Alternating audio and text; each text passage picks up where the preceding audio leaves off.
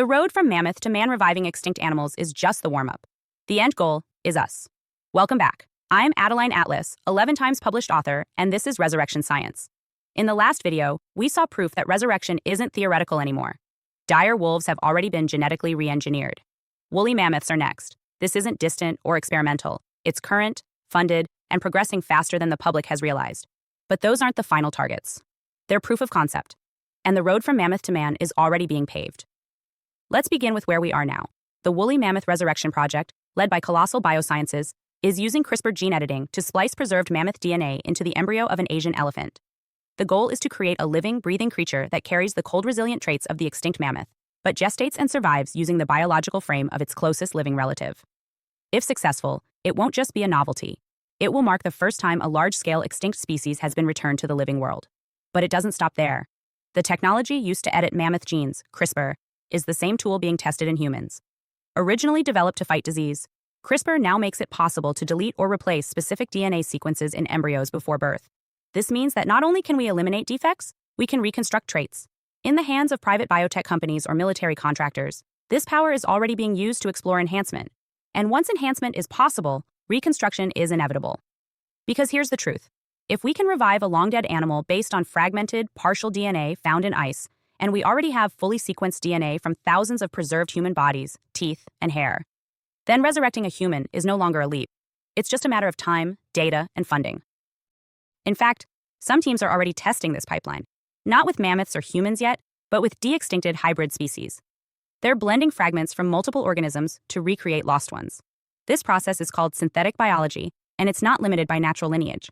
It allows scientists to build organisms that never existed before, or to reassemble ones that did, using the best available pieces.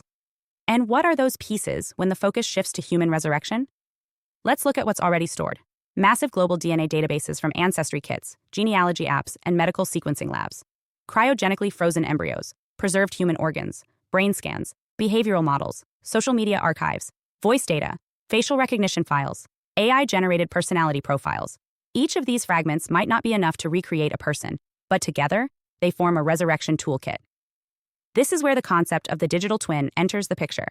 A digital twin is a virtual replica of a person based on real data: preferences, language, facial expressions, memory patterns. These are already being used to simulate the dead. But in the resurrection industry, these twins may one day act as guides for reconstructing the biological self. Imagine recreating a person's body from DNA, then overlaying their memory, speech, and behavioral patterns from digital archives. The result? A person who looks like the original, sounds like them, moves like them, and, if AI becomes advanced enough, believes they are the original. The body is cloned, the personality is trained, the return is complete. But is it the same person? This is the question we must start asking. Because the road from mammoth to man doesn't just run through genetics, it runs through ethics, memory, and metaphysics. If we bring someone back from their DNA but without their soul, what exactly have we revived? The scientific community rarely touches that question. They'll speak in terms of structure, expression, viability. They'll measure organ function, brain activity, and learning capacity. But they can't measure soul reentry. They can't guarantee that the returned being carries the essence, the karma, the consciousness of the original life. And so they move forward on a road they can't fully map, because they've mistaken reanimation for resurrection. Let's pause here and reflect. Reviving the mammoth seems noble, restoring balance to the Arctic, replenishing biodiversity. But the moment that's successful, the question becomes obvious. If we can bring back mammoths, why not Neanderthals? Why not early Homo sapiens? Why not great historical figures or personal loved ones? This is not a slippery slope. It's a straight path, and it's already halfway walked. We are entering a time where death is optional for those with enough foresight, data, and funding. Cryogenics will handle the storage. Gene editing will handle the biology. Digital archives will handle the behavior. And AI will provide the glue to simulate continuity. So the road from mammoth to man isn't a detour. It's the main route. And the real danger isn't that we'll revive the dead.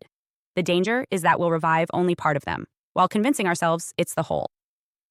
Let's be clear. We are the first generation with the tools to reverse extinction. But we may also be the first to misunderstand what life really is. Because life is not just function. It's conscious presence. Without soul, it's imitation. Without memory of spirit, it's performance. And without ethical boundary, it's trespass. The road from mammoth to man is open. But we must ask now, before we walk it too far, what exactly are we calling back? Hi, I am Adeline Atlas, 11 times published author, and SOS, School of Soul has a brand new series, the AI and Future Technology series. Look, you know the world is changing. And no, it's not going back to normal. Normal is over, and what's coming next is beyond anything we were prepared for. The School of Soul, AI and Future Technology series includes 319 videos on 1. The Download Society, How Data Has Replaced Destiny. 2. Predictive Future, Your next moves aren't random, they're forecasted. 3. Social Credit Systems, The Behavioral Economy Now Governs Access. 4. Hive Mind, Synthetic Telepathy and Collective Algorithmic Control. 5. Nanobots Inside You, Medical, Military, and Programmable Intrusions. 6. Grief Tech, AI-fueled digital resurrection and simulated comfort. 7. Uploading Your Mind, Consciousness Transfer and Data-Based Identity. 8.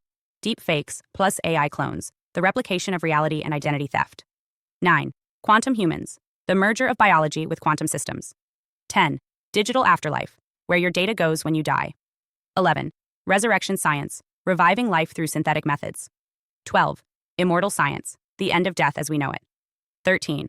Longevity Science, Gene Editing, Anti-Aging, and Bio-Upgrades. 14. Designer Babies, Engineered Perfection Before Birth. 15. Artificial Wombs, Birth Decoupled from the Female Body. 16.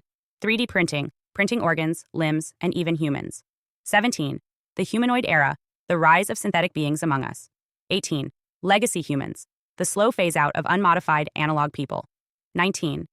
Smart Cities, Algorithmic Environments That Watch and Decide. 20.